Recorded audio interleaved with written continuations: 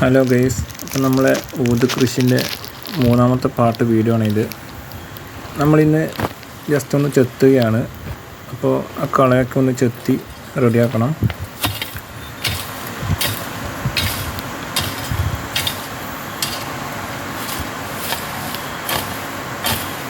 നല്ല രീതിയിൽ ചെത്തി റെഡിയാക്കിയാൽ നമുക്ക് മരത്തിനൊക്കെ നല്ല